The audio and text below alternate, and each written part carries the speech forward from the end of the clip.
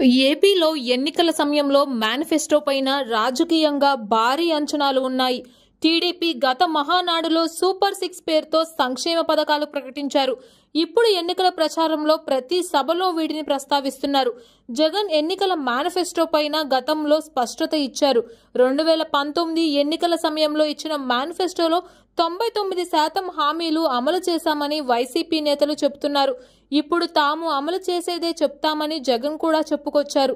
ఈసారి మేనిఫెస్టోలో కూటమి వైసీపీ నుంచి ఎలాంటి హామీలు ఇస్తారనేది కీలక అంశంగా మారుతోంది.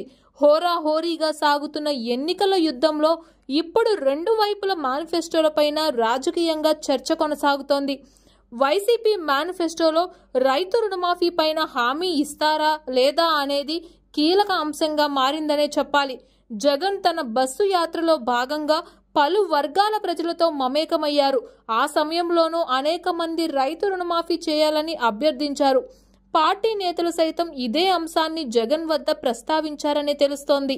కానీ జగన్ మాత్రం రుణమాఫీ పైన ఎలాంటి హామీ ఇవ్వలేదు.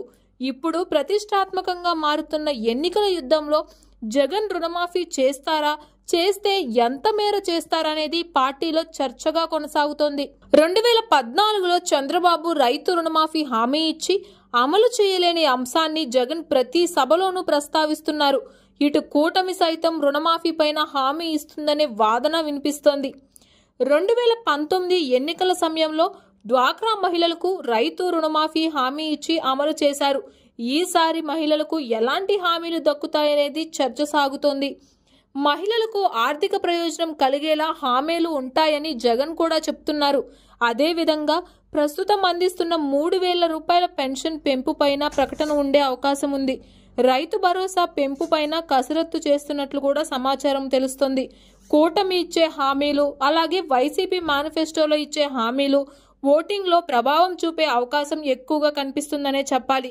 దీంతో జగన్ విడుదల చేసే మేనిఫెస్టోలో ఇప్పుడు ఎలాంటి హామీలు ఉంటాయనేది రాజకీయంగా కొంతమేరకు ఆసక్తిని పెంచుతుందనే చెప్పొచ్చు.